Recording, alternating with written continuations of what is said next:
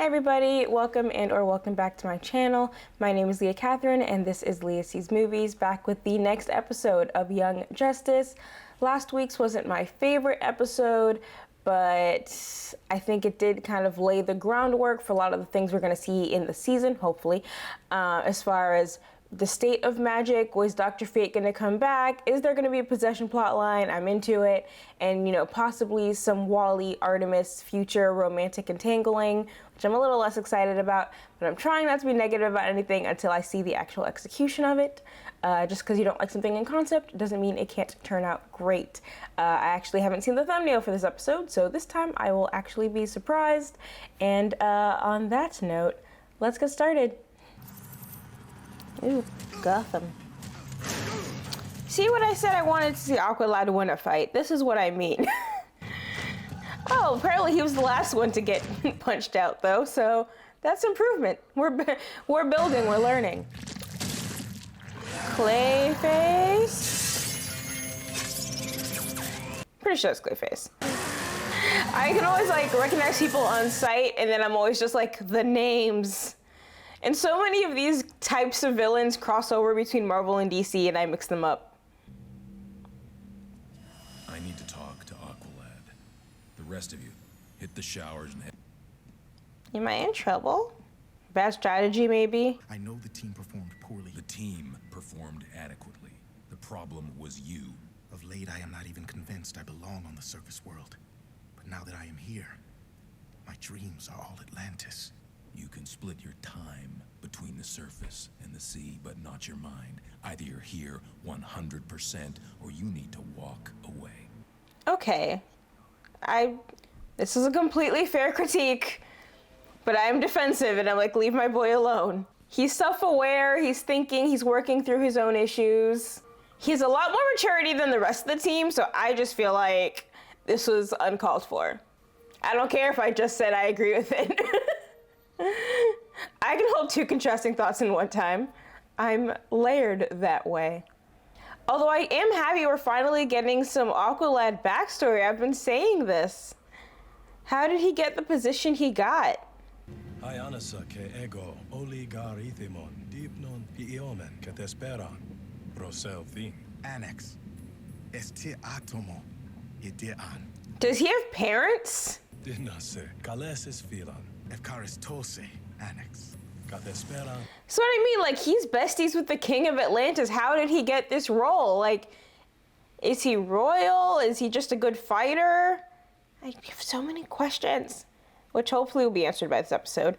But they keep saying someone special, and I'm like, I feel like that's not how someone describes their mom, so there has to be some other situation happening. Topo. The workmanship is magnificent. Kaldur! Wait! Wait! I hope that's just someone special. Our beloved king was at the mercy of the vile ocean master. But two young students, Kalduram and Garth, intervened, allowing the Aquaman to triumph. Impressed with their valor, Aquaman offered both young heroes the opportunity to be his... Okay, well, they said, time for backstory, baby. The brave Kaldur accepted his king's offer and became Aqualad. This is very succinct. Good 30 seconds. All right, helps in a fight. Now he's a thing. Let's go. Your technique is excellent, but your choices remain predictable. Kaldur! Apologies, my queen. I did not mean to interrupt. Why does that also sound like Cree Summer? You look well, Kaldur. Yes, surface life agrees with you. You speak as if I have been gone for years, but it has only been 2 months. Aww. They've been counting the days. Would you accompany me to dinner tonight at the palace? But I will see you tonight. You have to tell him. Oh, they're dating. Yet somehow, it still lives. We have even detected brainwaves. Ooh. Needless to say, Prince Orm, the study of this find Orm? has become the Science Center's highest priority. No, spend the whole episode in Atlantis. Well, would you like to help me make dinner? No. I like to stare into the ether. Just think my thoughts. Some brown sugar, a little butter. Oh, he said no, but he got up, therefore it's a yes. That's my bad. I reckon a few cups of... much at once. Hello, Megan. So, Mia, Girl. I mean, honestly, if she had planned this, this would be a solid move. I'd give her a lot of credit for that if that was just like, oh my god, I guess I'll have to wipe your face, sorry. Dude, go shower. Why is he just sitting there marinating? Hold, intruders! I believe we need to see more mermen in live action. Hey, Black Manta. Phase 1 complete. Initiate phase 2. This looks much better in animation than it did in live action. I think it's the proportions. In the live action, that helmet is like giant. Looks like the head from Frank. Like, it's not. This one looks a lot more like, okay, it's obviously bigger than a human or Atlantean head, but it's mostly like functional sized. Just Aqualad. Dude, that's what he was getting in trouble. Who gets mad because you weren't being criticized with your teammates? That's not how human hands work, especially not 13-year-old human hands. Well, with a precise strike, actually, you apply the force of shut up. I said what I said. What's this? Training. Hand-eye coordination. Wholesome. If you think you can handle it. Aw, that was cute. Superman, take notes. Live, of course. At this point, our data is quite limited. No. But Dr. Volko thinks He's a the nerd. future is very promising. I am considering rejoining you at the conservatory. you realize... Perhaps I will require a tutor. Yeah, Tula and Garth are definitely dating. She's just like, haha, awkward. And that, and this, and those, and these. How about that? Our Wally certainly isn't that fast. Not when it comes to clearing the table. Neither is my Jay, believe me. I know, you're a retired speedster. This is cute. All the speedsters have a little family dinner. That's... I am with child. Underwater pregnancy must be great. Much less pressure on the joints. Heir to the throne at last. Apologies, Prince Orm. I did not mean... No fear, Kaldur. No one could be more thrilled at this news than I. Thank you, brother. I am going to go release that frozen creature and destroy the castle. I am so happy for you. I am not filled with rage at all. When Orm pulls a Ramsey bolt in, then what? That man has made me aware of your dilemma. I know from personal experience it can be difficult to live there and love here. Same situation. Omega Squad is in position. Initiate phase 3. I can't hear Omega and Epsilon because it sounds like variants. Stresses me out. Tula, I have made Hey, a decision I just noticed these webbed fingers. to That's... stay in Atlantis. Hope it's not for me. Because of you. We wanted to tell you sooner, but Garth and I, we are together. I'm assuming y'all were just at like the talking stage, because if you were fully dating Kaldur, you'd have at least had to send him an email that you're breaking up. So I guess it was just that kind of implicit, like, oh, I'll come back for you, and then it's like, ah, well. I guess I'm going back to the surface world.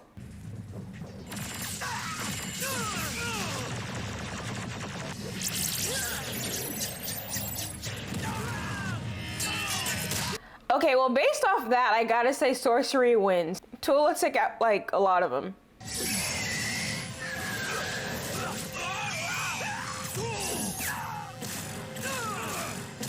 You can't make a little shield for the rest of them? She was like, I'm not getting shot. The rest of you, I don't know, be on your guard. The initial explosions lured our patrols into ambush.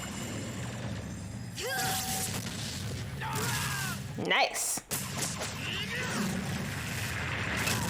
Dang.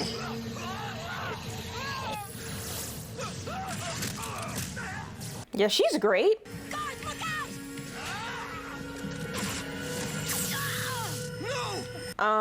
She got fridged underwater. That's sad.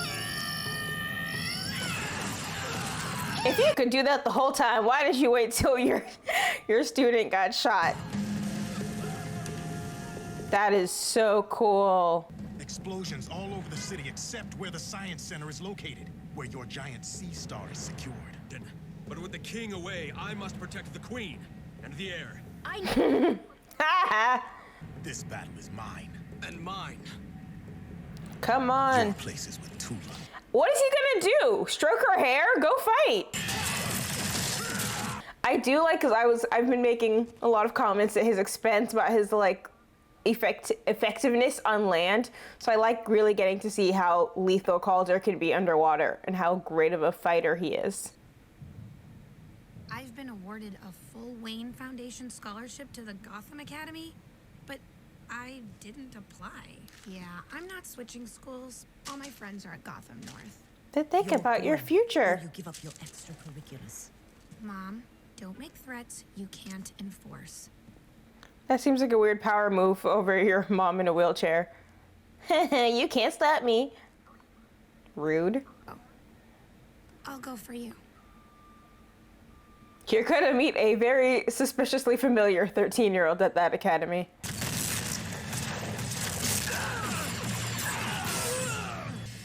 You should be with Tula. And doing what? Watches over Tula and sent me after you.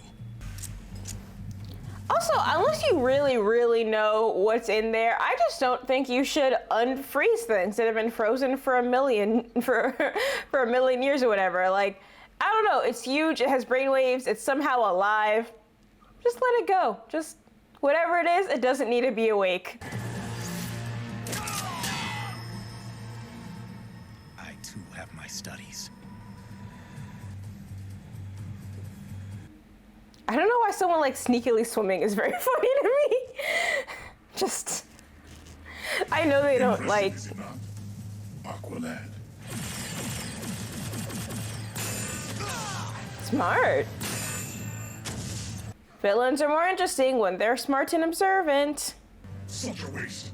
You really have no ambition beyond serving Aquaman? Aren't scores of others willing to die for their king? This fool, for example. Dang, they really have it out for Garth. This is the second time they've tried to take him out specifically. Yeah, I thought you were, I mean, even if you're not like combat, you're still a sorcerer. Summon the power of the Tempest. Hell yeah, Tempest. Let's go. Okay, now Tempest that ship, because it seems like we have bigger issues than Henchmen 3 through 7. Are we done? Is there a Tempest refractory period?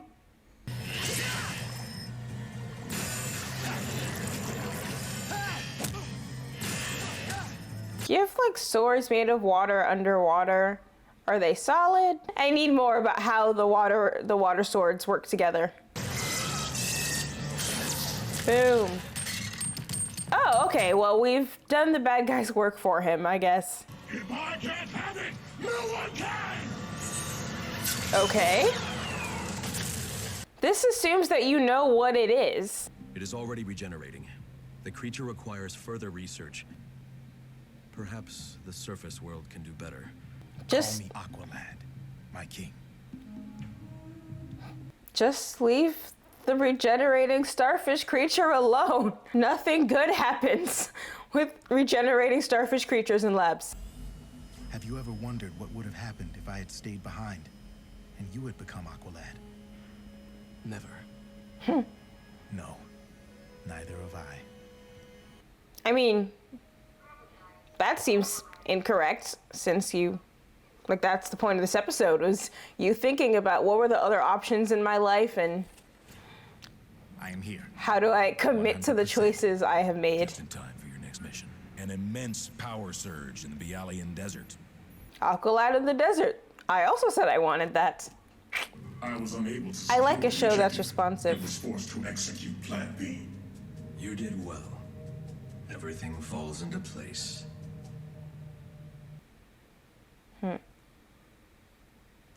This is like this, I'm having the same issue with this episode that I had with the last episode, and I feel like it set up a bunch of stuff, and now we just have to wait. Like, I kind of appreciate that with Justice League and JLU, actually, I think every episode was at least a two-parter. It was two-parter, three-parter, and I think the finale, one of the points was like a four-parter. But because it's like, okay, we're like with last episode, it was like we set up Dr. Fate and wait, he wants a host really badly. The world needs a Lord of Order. And okay, now he's in Wally's souvenir case and we're not going to see him. And now we're setting up this thing. Orm is obviously sketchy.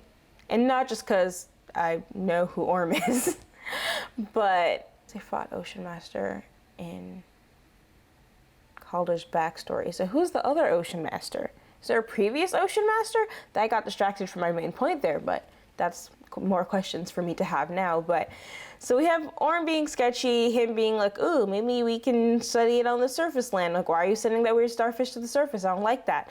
I assumed him and Black Manta are working together, but apparently not. Black Manta's working for the Board of Light or whatever. But I also am reaching a point where I kind of don't like that every villain is except for the Witch Boy and the cat, is associated with the Board of Light, only because I think it gives them like too much power. Obviously, all of their missions have been thwarted, but how are they successfully wrangling this many like villains with all of their individual motivations and like goals and everything and aspirations to work together for this board? Like, what is it offering to keep these many people in line? Because it doesn't seem to be like a league of villains or anything where they're all aware, where there's all a shared goal. Clearly the Board of Light has its own goal, but all of the individual, it's like terrorist cells. Like, they don't actually know what the other are doing. Because we had earlier when, gosh, I don't remember the order of the episodes anymore. Because the second villain, I think Tornado, who got his plan defeated, he was just like, yo, there were these kids, like, yeah, we've heard about them. So every individual villain is not getting a newsletter. They're not getting, hey, there's these teen heroes we need to keep out for. Like, maybe you'll avoid the eye of the main Justice League, but these little ones are coming after you too. It's not that. So they're keeping that information, or they're keeping relevant information mostly to themselves, but they have some way, something that is keeping all of these villains on a leash. And so I'm not, which is fine, and I'm sure obviously they're gonna tell us how and why, but I also like the idea of everyone doing their own thing. If they're all reporting to the same boss, they become less fun as major villains because they just become the middle manager villains, and that's not cool. Like, I feel like there's so many villains or anti-heroes or whatever who are already set up as mercenaries that we could use those, whereas I don't really associate Black Manta with like being paid by someone else. Like, he has his own goals, he has his own things he's trying to accomplish. So why is he working for the Board of Light? Kaldur almost gave up being Aqualad for a girl. Okay, whatever. He's not dead, so that's nice. And it's fine. It answered my major question, which was like, how did he become Aqualad, which I really appreciate. Obviously, he has friends and a girl he was interested in back home, fine. Where are his parents? Like, especially because we got to see like these little family moments with Wally, with Artemis, and then in what felt like it should have been Kaldur's backstory, we still don't actually get his family unit. It just seems to be like, okay, the king. But we also could have cut out Superboy being covered in eggs. I don't think that really added to the episode, because maybe to set up McGann and Superboy is a thing, but I don't think this particular episode needed it. I think we took precious minutes away from, I think, one of the few times we're gonna have an Atlantean-centered episode. So obviously I know we're gonna go back to Atlantis eventually. I just feel like because this was Kaldur's episode, we should have stuck more time in it. Because with Artemis, we got those solo moments last episode. With Superboy's solo episode, he broke off from the main team to chase down the mad scientist guy, and we saw how much all of the like, oh, are you Superman's son? No, you can't do this. You're an embarrassment to that. We saw how much that hurt him because we'd set up that he felt a way about it. And so with this episode, unlike in the other ones where you have to cut back from the solo parts because it's like they're on a mission, we need to see what's going on with the rest of the mission. The mission was Atlantis. Like, that's where all the action was. So cutting out from that to McGann and Superboy like trying to cook was just, why? Like, let this be Kaldur's solo episode. And I think it felt like a bit jarring for me. Like, we're literally leaving the action for not much. I think Robin's had like a good emotional like weight to it. Wally's was interesting. I don't know if maybe could have saved this for another time, but I do think the fact that all of the flashes are hanging out is a very fun little tidbit. I just maybe didn't need it to be in this episode. And I think I would have just liked to have seen Kaldur actually longing for Atlantis, because we didn't really see that so far. Even if just him looking at a picture, him talking to Aquaman and being like, how's everyone, like, how's it going down there? Just something that wasn't just, hey, your head's not in the game. It's like, oh yeah, I miss Atlantis. And I was like, oh, okay, that's a little abrupt. It's completely, reasonable, but they didn't really set it up satisfactorily for me, because as it was like, we've just introduced the idea that he misses Atlantis. He's gone back to Atlantis. His girlfriend's not there anymore. He no longer misses Atlantis. I know where my place is. Okay.